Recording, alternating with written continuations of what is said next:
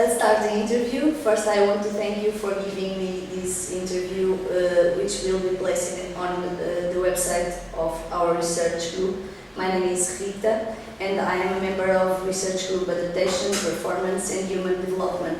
This interview is done with James Maddux, and let's start our interview. Thank you very much. I'm very happy to be here. Okay, thank you. Despite the benefits of exercise are well determined, the levels of physical inactivity in the population remains very high. What reasons do you find for this situation? That's a very complex question, and it's difficult to give a simple, brief answer, but I think it's this probably is true. Most of my information comes from studies conducted in the US and Canada. I'm going to make the assumption that the results of those studies transfer across cultures, probably most developed economies such as Portugal. I think that most of my research has been on what people refer to as motivation, and I think that motivation always begins with information, that people need information that provides them with reasons for changing their behavior from a behavior that is currently unhealthy to one that is healthier. And even though we psychologists have a lot of information on the benefits of exercise, I'm not sure that the information is being disseminated, distributed to the general population as well as it could be. In the United States, for example, most educated people are well aware of the benefits of exercise, which is probably one reason why exercise is much more common among people in higher education groups and higher income groups than in lower income groups, which is probably one reason why any number of health problems, including obesity, are lower among better educated, higher income people in the US and in Canada than among lower income people. I think because they pay attention to the information and they act on that information. Now, of course, so one step is in getting more of the general public involved in physical activity is greater dissemination of the information that ties sedentary behavior to long-term poor health and that ties physical activity to long-term better health. So information is the first step.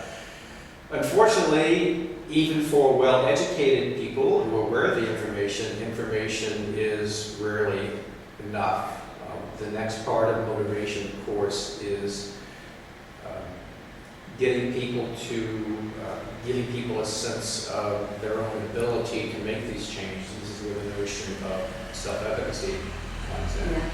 And exercise behavior, the research shows there are two important types of self-efficacy. There is self-efficacy for engaging in the behavior itself. For example, whether I believe that I am physically capable of walking briskly for 20 minutes 3 times a week.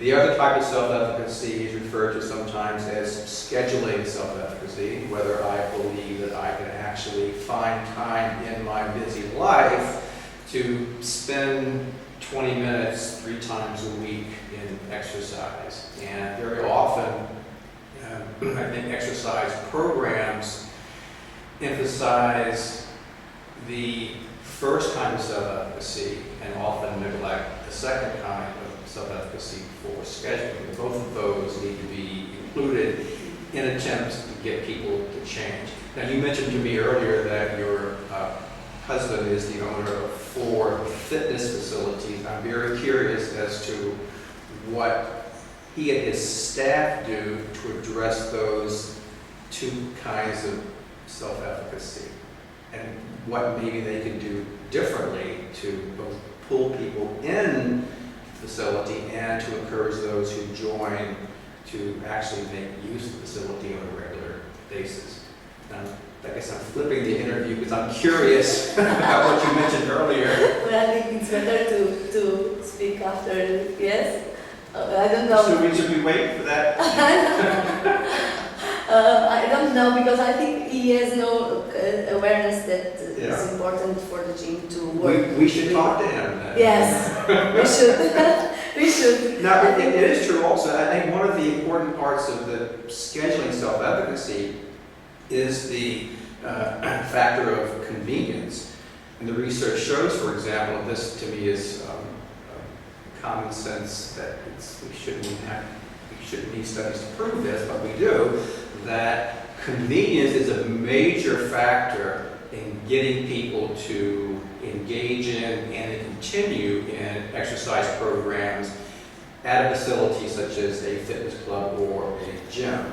For example, if you have a busy working person and their gym is on their commute to or from work, then they are more likely to make that stop and use the facility than if they have to drive out of their way or take a different train or bus to get there. So even a few minutes additional time in getting to a facility can be a major factor.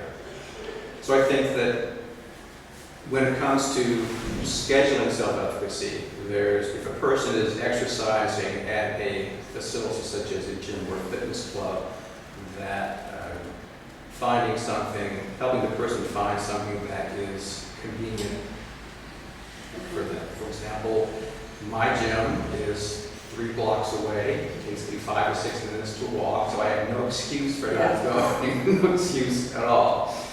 The other issue is that many people, either for financial reasons or personal reasons, prefer not to exercise at a gym or a fitness club. Either they're currently embarrassed about the way their body looks or their current lack of fitness, so they prefer doing things alone at home.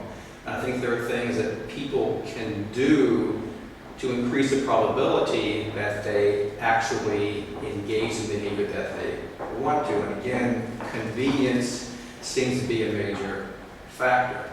And one of the things that a fitness counselor could do, or even that a friend could do with the person, is sit down with the person's weekly schedule and map out day to day, hour to hour, what the person is doing. What time do you get up in the morning? What time do you have to leave for work? What time do you take your lunch break? What do you do in your lunch break all the way through? And help the person to find some times in this busy schedule to fit in any kind of physical activity, even if it means instead of taking an hour for lunch, eating lunch within a half hour and spending a half hour walking around town or walking around campus. In fact, usually long lunches lead to overeating, and so the person is better off taking a short lunch and using that time to engage in some physical activity. So I think that any person can do this by himself or herself, but having someone sit down with the person and map out the week and find times. Which gets back to another issue about how the typical person defines exercise. And sometimes, in the research literature, there's sometimes a distinction made between exercise and physical activity. Exercise being this more formal, structured activity where you are intentionally engaged in behavior that is intentionally directed toward improving your health, as opposed to simply increasing the amount of physical activity. And I think too many people in the public see exercise as this strenuous, difficult thing that you have to schedule an hour every day for a week in order to get any benefits from it. And the research shows, however, that any kind of increase in physical activity can be beneficial to the person. So part of this public education and public information dissemination effort, I think, needs to include encouraging people to change their view of exercise to include any kind of physical activity, including standing up at a meeting instead of sitting down, standing at your desk instead of sitting down. If you have 10 minutes to spare, take a 10-minute walk. Anything that is anything other than sitting down or lying down. So if we can encourage people to reframe their definition of exercise, again, from the structured activity that takes place at an exercise facility to simply increasing physical activity in any way possible, I think that would be a big step. What's interesting is the technology has, of course, advanced, and there are a lot of people with their mobile devices, and there are any number of apps that can be downloaded to an iPhone for people to not just count calories, but also count the number of steps they're doing, count the amount of time they spend standing up.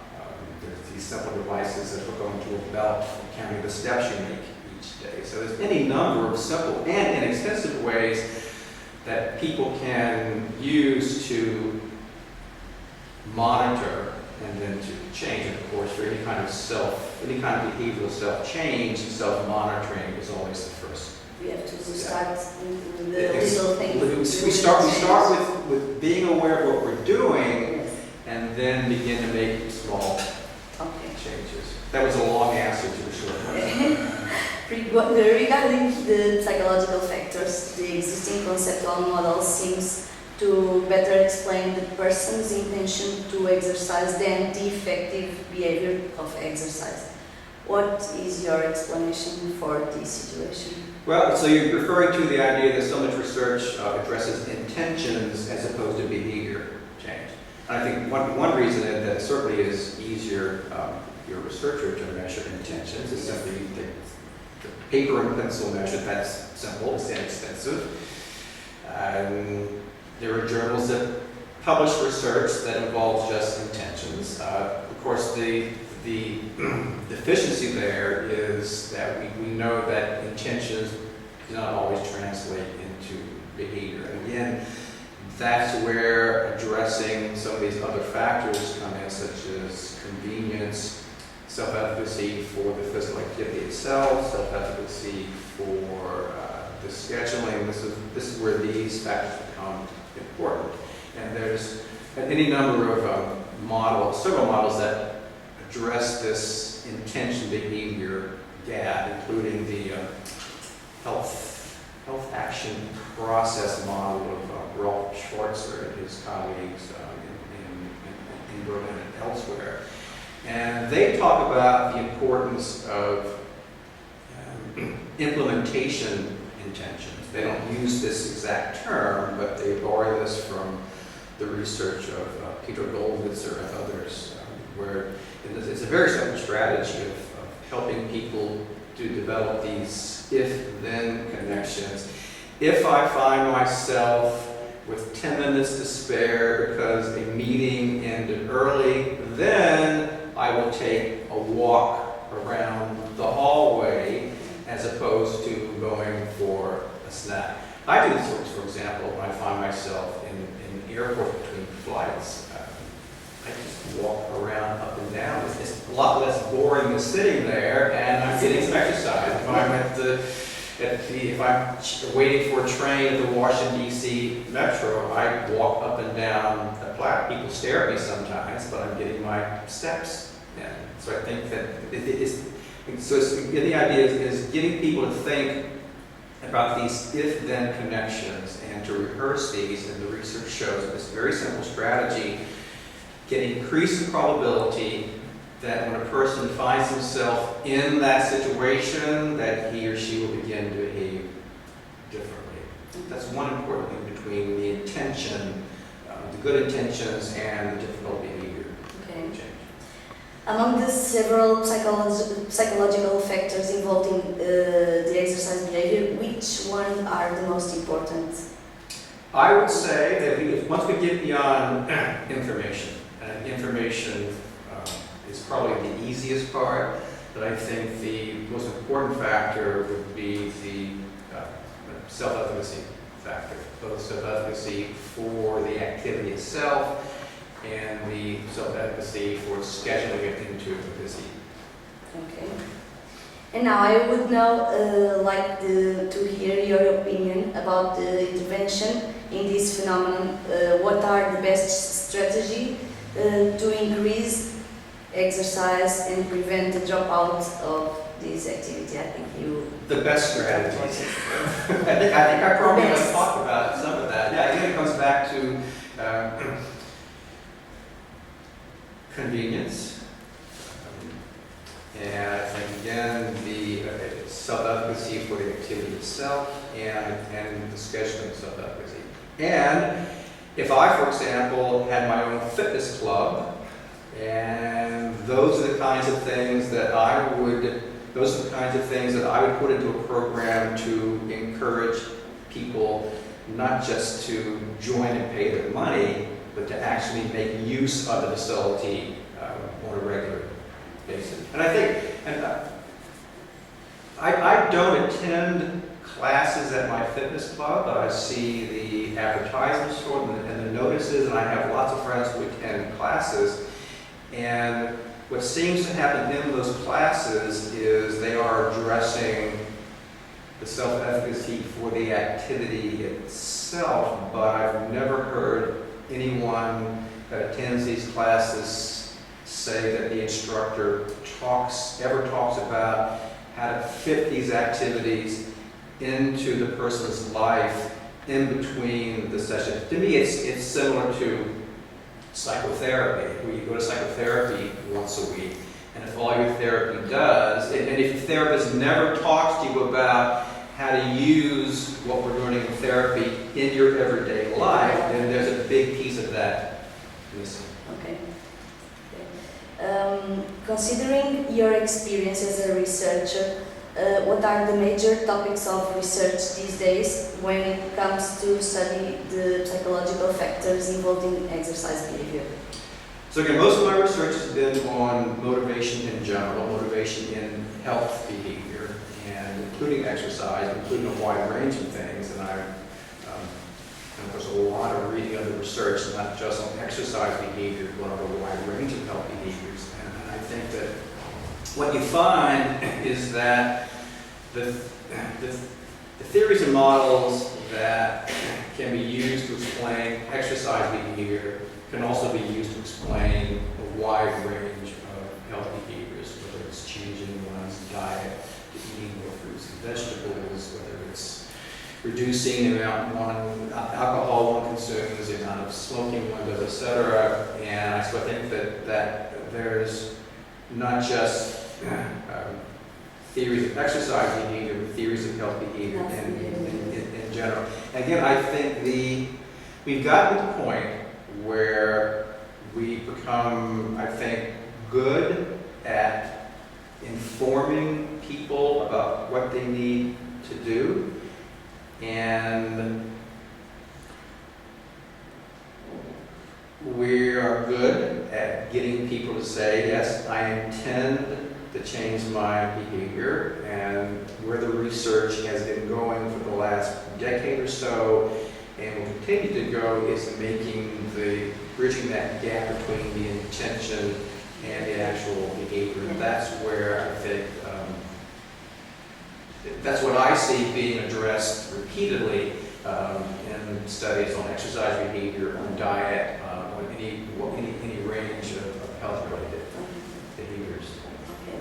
What advices could you give to psychologists that want to work in promotion of exercise behavior, and what aspects should they give more importance? So ask the question again, please. What advices could you give to psychologists that want to work to promotion exercise behaviors? My advice would be to address this intention behavior gap. That's what needs to be done. And of course, there are psychologists who do research on exercise behavior. There are also psychologists who do counseling and consultation on exercise behavior. And I think one of the gaps that needs to be bridged is not just the intention behavior gap in research, but also the research practitioner gap there. And this is true of almost any area of psychology, including my own, including clinical, where there is a lot of research that shows that this works and this works and this works with this particular problem. I think we're in the same place with exercise behavior. Is we have I think a good idea, a good enough idea about what works. Now the next thing is getting people who run facilities, such as your husband, to actually use what the research says might be effective in encouraging people to engage in exercise and physical activity. And for the professionals, for example, the instructors, what could you give? What advice would you give to exercise professionals? I would tell them to talk to people like you, who are aware of the research and who could then advise them on what to do. My advice to them would be find a person who understands the research on exercise behavior. Okay. Thank you for sharing with us your opinion, which will be present at the meeting of our research group and will be disseminated to all users on the website. It was my pleasure. Thank you very much. You.